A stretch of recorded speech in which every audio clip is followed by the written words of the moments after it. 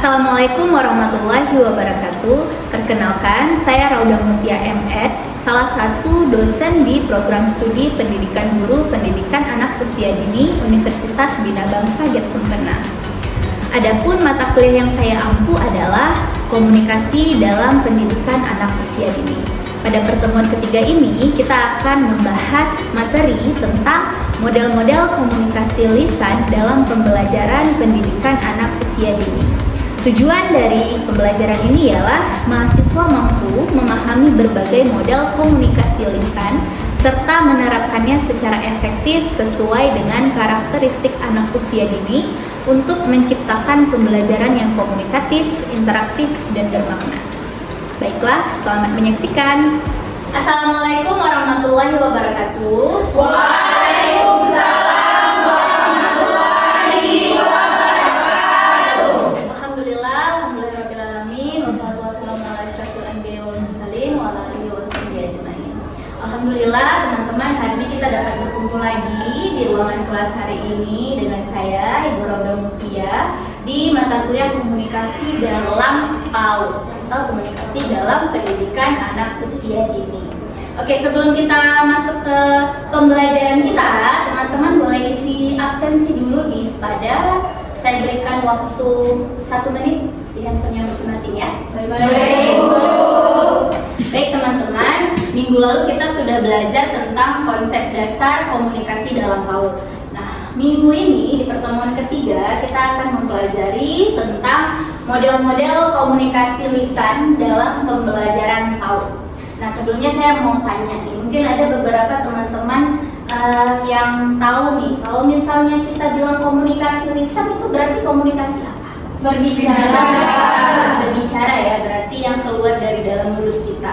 Nah, sebenarnya komunikasi itu pun dia ada juga yang bukan lisan, ya kan? Mungkin nanti kita akan membahas selanjutnya pada materi hari ini.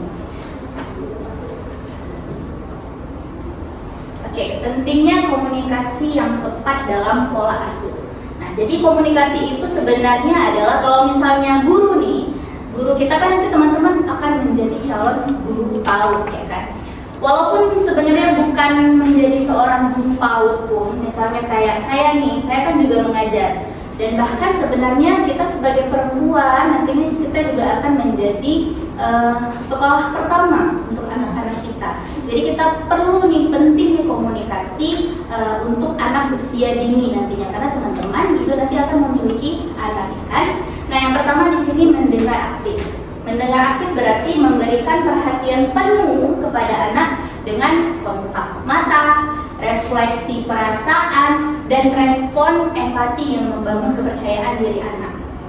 Ya kan, di sana ada dibilang kontak mata. Nah, mungkin teman-teman juga waktu dulu pas kecil sering ngobrol sama orang tua, tapi orang tuanya mungkin sambil berjalan, dan kita pun mungkin melakukan hal yang sama dengan adik kita, ya kan, dengan mungkin nanti juga keponakan kita, ya kan, mungkin kita sering melakukan yang seperti itu. Nah, itu sebenarnya bukan termasuk dengan mendengar aktif. Nah, mendengar aktif di sini adalah kita perlu ada kontak mata dengan orang yang kita ajak berbicara, dan kemudian juga perlu ada refleksi perasaan. Bagaimana refleksi perasaan itu? Nah, kita juga harus tahu bagaimana keadaan perasaan si lawan bicara kita, ya kan? Oke, kemudian juga di sini ada bahasa positif dan prinsip KISS. Nah, KISS di sini kepanjangan dari Keep Information Short and Simple. Jadi untuk menyampaikan pesan itu kita perlu menyampaikan pesan yang mudah dipahami dan juga tidak terlalu panjang lebar. Nah, itu untuk apa? Untuk membangun rasa aman pada anak. Oke. Kesadaran penting dalam komunikasi. Anak adalah peniru sempurna. Anak merupakan cerminan orang tua. Orang tua membentuk 80% sikap, perilaku, dan karakter anak melalui komunikasi sehari-hari. Nah, kadang kita nih, kalau nanti kalian teman-teman menjadi calon guru, ya kan? Kita kadang udah berupaya mengatakan hal yang baik, berbicara dengan tutur kata yang lembut, ya kan? Tapi balik lagi di sana yang paling membentuk sikap anak itu adalah orang tua. Nah, makanya kayak yang saya sampaikan sebelumnya, teman-teman nantinya juga akan menjadi orang tua. Jadi 80% di sana ada andil kita sebagai orang tua yang akan membentuk perilaku dan sikap seorang anak. Nah, di bawahnya apa nih? Peran lingkungan dan sekitar. Nah, yang tadi di sekolah, kalian sebagai guru itu adalah peran lingkungan dan sekitar. Hanya 20% aja. Karena kenapa? Memang waktu yang dipakai atau waktu yang digunakan oleh orang tua itu lebih banyak daripada orang yang ada di lingkungannya, di sekolahnya maupun teman-teman sebayanya. Oke, kita masuk ke hambatan komunikasi. Di sini sebenarnya ada judul besarnya yaitu pola asuh tradisional. Nah, kalau misalnya kita berbicara tentang pola asuh, teman-teman mungkin ada juga nih mata kuliah parenting nantinya. Nah, di sana teman-teman boleh tahu dan mungkin akan mengulik dan berdiskusi dengan dosen dan juga teman-teman yang lain di sini. Apa-apa aja nih pola asuh yang ada, ya kan? Nah, di sini saya ambil pola asuh tradisional yang kemudian dapat menjadi hambatan komunikasi. Yang pertama mungkin kita bisa lihat dari atas sana, menjamin janji yang tidak ditepati. Mungkin teman-teman waktu kecil juga pernah nih mengalami hal yang sama, ya kan? Kayak misalnya sebenarnya memang kalau kita lihat itu benar adanya, misalnya nih, oh nggak apa-apa nanti sore kita beli es krim misalnya. Taunya pas sore hujan, nggak bisa keluar, ya kan? Nah, akhirnya kan tidak terjadi yang sebenarnya dijanjikan tadi. Tapi kan anak-anak taunya itu udah jadi janji yang harus ditepati. Akhirnya itu akan menjadi hambatan komunikasi pada anak. Apa yang muncul teman-teman? Di sana rasa kepercayaan anak, rasa kepercayaan anak ke orang tuanya tadi akhirnya berkurang. Prinsip komunikasi efektif, fakta penting komunikasi. Nah, di sini ada dibilang verbal itu 7%, kata-kata yang diucapkan. Ini balik lagi ya teman-teman, komunikasi kita pada anak usia dini. Jadi kalau misalnya kalian berkomunikasi dengan dosen, dengan orang yang lebih dewasa itu berbeda lagi. Ini kita di sini kita berbicara tentang komunikasi kita pada anak usia dini. Oke, kemudian di situ ditulis verbal 7%, kata-kata yang diucapkan. Terus ada voice atau suara 38%. Di sana ada nada, intonasi, dan juga kecepatan bicara. Di sana penting juga berarti di sini karena ada 38%. Perlu kita, maksudnya di sana perlu kita ambil, oh suara aku gimana nih ya ketika berbicara dengan anak. Dan yang terakhir adalah visual. Ya, visual itu ada 55%, ekspresi wajah dan bahasa tubuh. Jadi ekspresi wajah itu sangat penting untuk anak usia dini. Balik lagi ya kan, justru kadang kita kebanyakan berbicara dengan anak usia dini itu menggunakan bahasa tubuh, menggunakan mimik wajah, ekspresi wajah. Karena kadang mereka dengan kata-kata belum paham maksud dan arti dari apa yang kita sampaikan. Tapi kalau dengan mimik wajah, dengan ekspresi, kita memberikan ekspresi senang, kita memberikan ekspresi kesal, kita marah, kita dengan dia, ya kan? Nah itu mungkin lebih mudah diterima oleh si A. Menyelaraskan pesan. Komunikasi bukan apa yang kita sampaikan, tapi apa yang ditangkap. Yang ditangkap oleh siapa? Anak.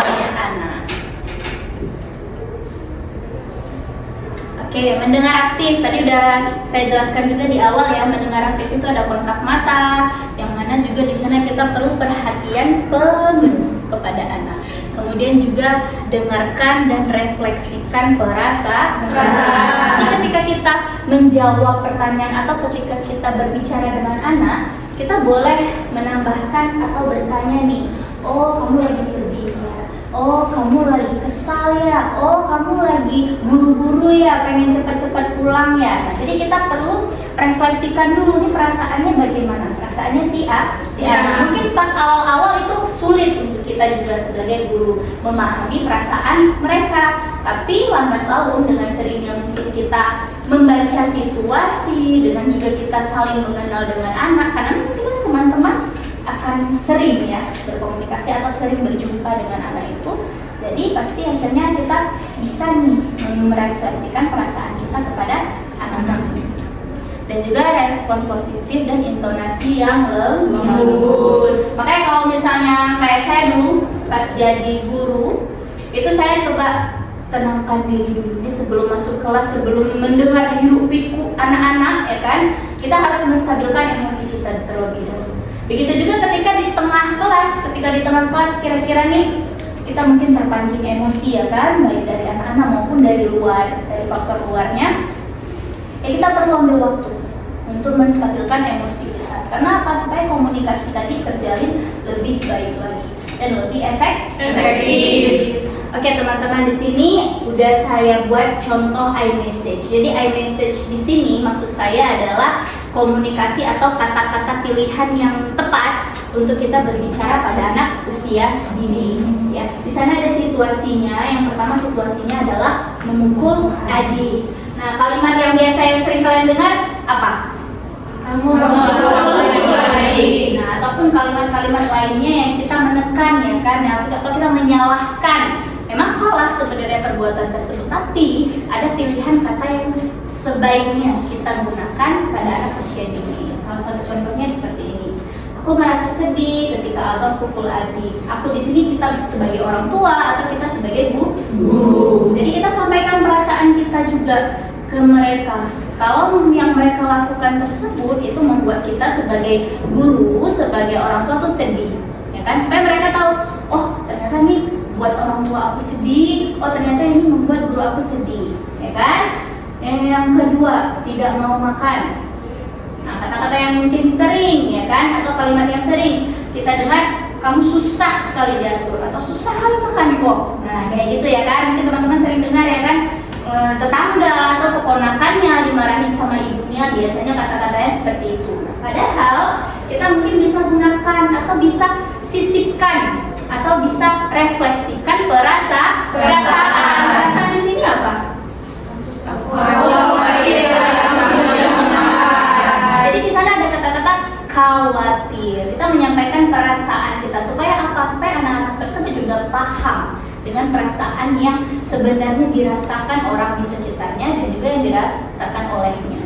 Ya kan? Di sini dibilang aku khawatir saat kamu tidak mau makan, atau mama khawatir kalau kamu nggak mau makan, nanti sakit, nanti ini, nanti itu. Nah, jadi anak-anak tuh lebih paham dan dia bisa lebih terima. Ya kan? Oh berarti aku harus makan seperti itu. Oke. Kemudian di sini ada dampak positifnya. Daripada kita menyalahkan dan memicu pertahanan diri, lebih baik kita membangun empati dan komunikasi lebih baik. Kemudian di sini ada manfaat komunikasi efektif bagi orang tua dan guru. Coba baca Mutia.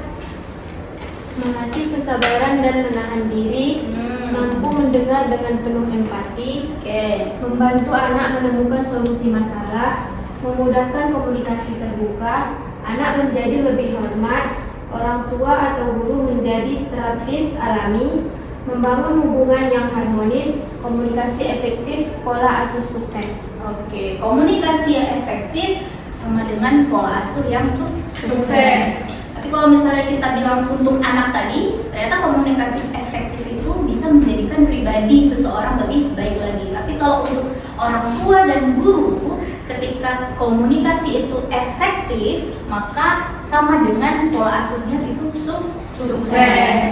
Nah, di sana juga dibilang melatih kesabaran dan menahan diri. Itu juga penting ya kan untuk regulasi emosi orang tua maupun guru. Memudahkan komunikasi terbuka, karena komunikasi terbuka ini yang sangat penting untuk orang tua dan anak. Kita sekarang banyak lihat nih anak-anak suka curhatnya sama teman dekat. Kadang teman dekatnya itu lawan jenis, ya kan? Atau kadang-kadang juga banyak anak-anak yang tiba-tiba nanti dia udah dewasa, dia malah bilang sama orang tuanya, saya kayaknya mau curhat sama psikolog aja. Padahal dia punya orang tua, ya kan? Nah di sana nih masalah atau akar masalah di mana komunikasi tadi tidak berjalan dengan baik. Ini saya sudah menyiapkan lembar kerja di mana teman-teman nantinya bisa memahami perasaan si anak dari kata-kata mereka. Di sebelah yang kirinya itu yang dikatakan oleh anak, ya kan? Bu, tadi aku buang sampah di tempatnya. Yang kedua, aku nggak mau lagi main sama Dini. Dia ada yang namanya Dini? Aku nggak mau lagi main sama Dini. Dia suka ngatain aku. Nah, di sana kemungkinan kemungkinan perasaan anak. Nah, sebelum kita ingin anak-anak itu tahu perasaannya, kita harus tahu dulu, ya kan, dari kata-katanya si anak itu perasaan apa yang ingin si anak sampaikan. Oke? Jadi di sini saya mau teman-teman nanti boleh maju, siapa yang bisa maju atau biar saya tunjuk untuk menulis perasaan anak apa untuk kata-katanya. Oke? Nah, yang pertama nih. Bu, tadi aku buang sampah di tempatnya. Siapa yang mau maju? Ataupun siapa yang mau menulis di depan? Oke, silahkan Amel maju. Silahkan ditulis di sana aja. Satu gitu ya Amel. Untuk kata-kata yang nomor satu apa tuh? Bangga. Oke. Ada lagi kira-kira? Ada apa tuh? Ingin.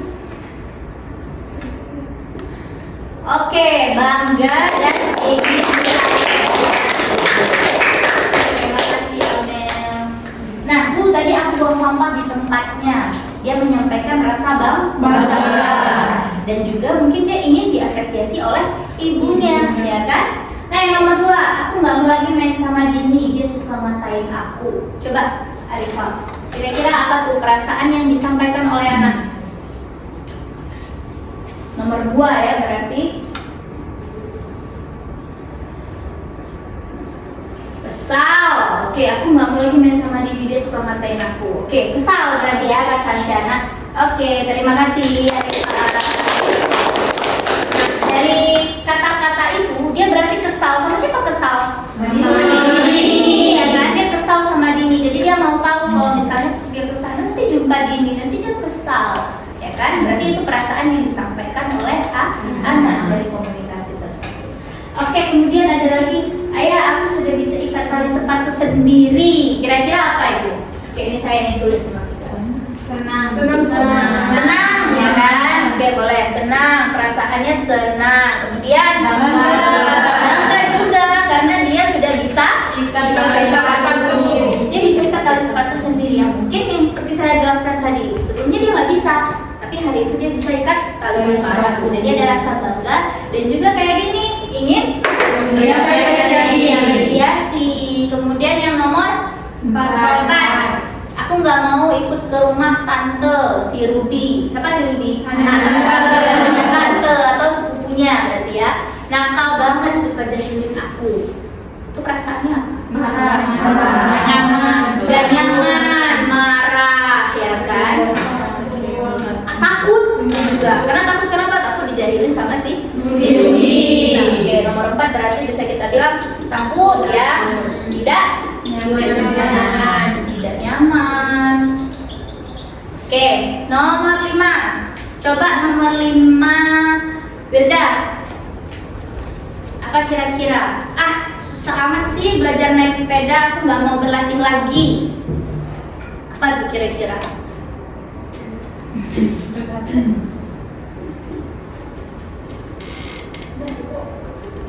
Oke, putus asa.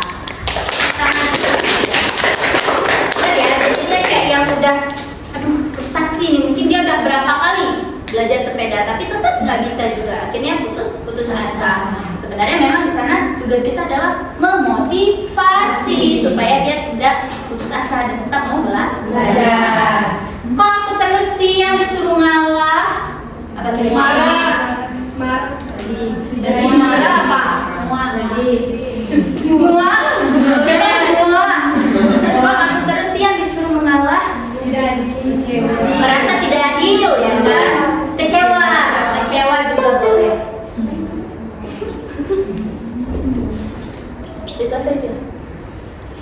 Oke, selanjutnya, Ibu mainanku diambil adik. Sedih ya. Apalagi kira-kira selain sedih? Merasa dirugikan. Berasa dirugikan karena itu mainan dia, tapi tiba-tiba diambil adiknya. Dan mungkin di sana lah tuh perlukan gimana untuk situasi yang seperti itu kita sebagai orang tua bagaimana supaya berlaku adil untuk adik dan juga kakaknya.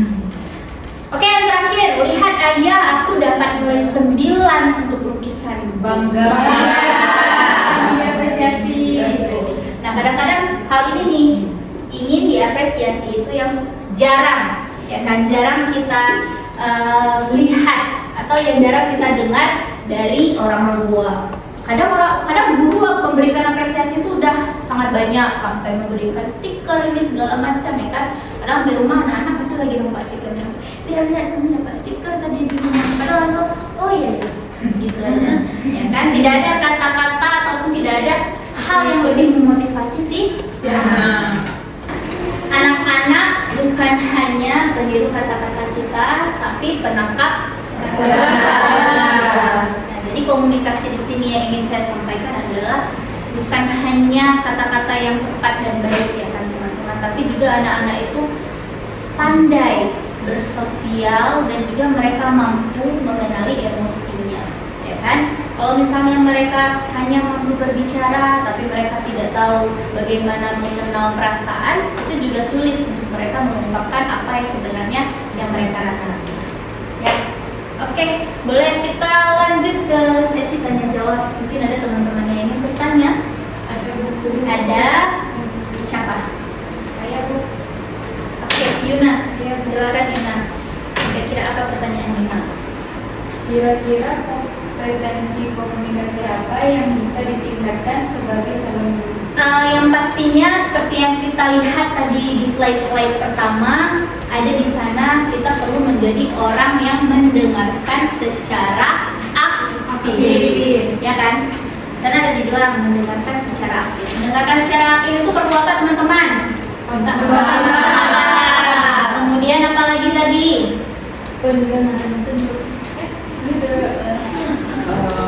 Tekstur wajah. Ya, ekspresi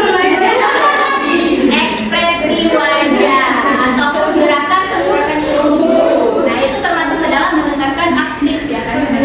Jadi kita perlu kontak mata, dan ketika kita berbicara di sana kita perlu ada gerakan-gerakan tubuh juga, ya kan? Maupun ekspresi. Kita udah menjawab pertanyaan dari Yuna. Selanjutnya ada lagi yang ingin bertanya? Ada Bu.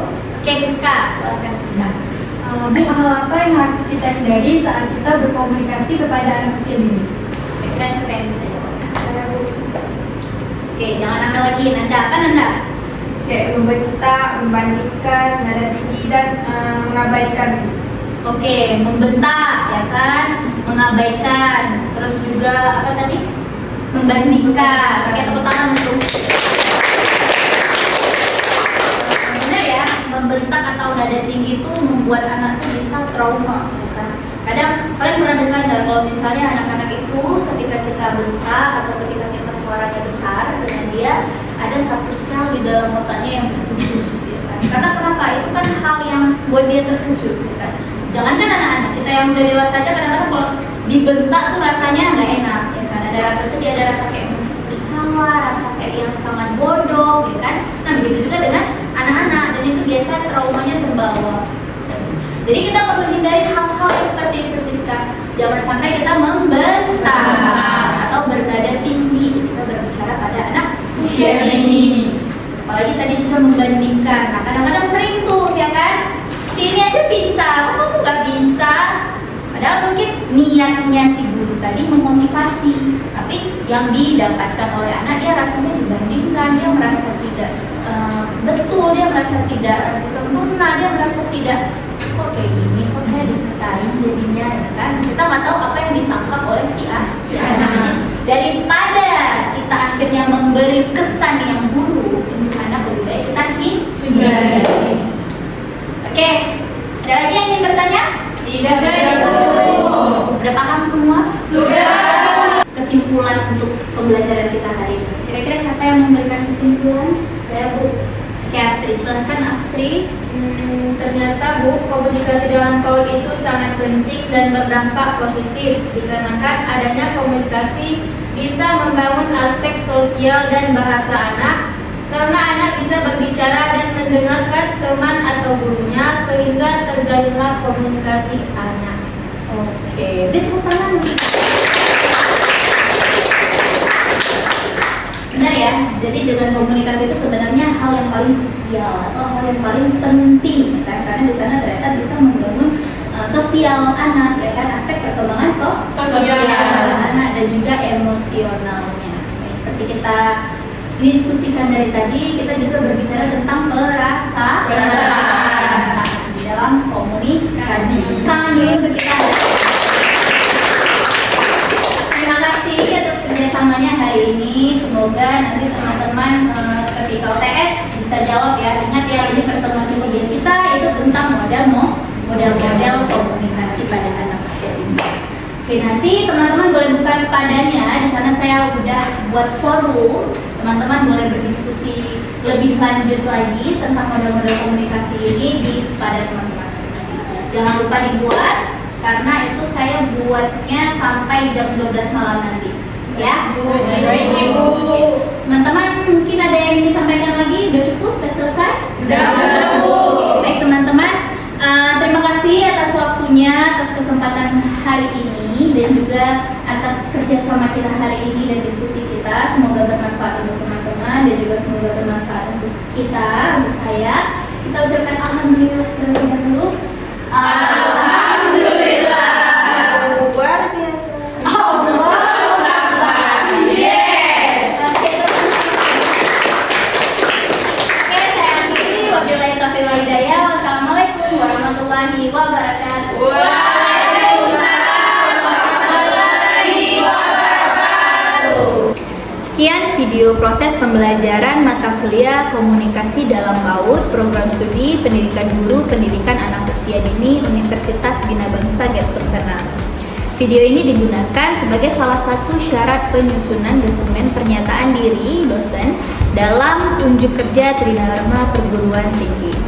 Semoga adanya video ini bisa menjadi pertimbangan yang baik dalam penilaian sertifikasi dosen 2026.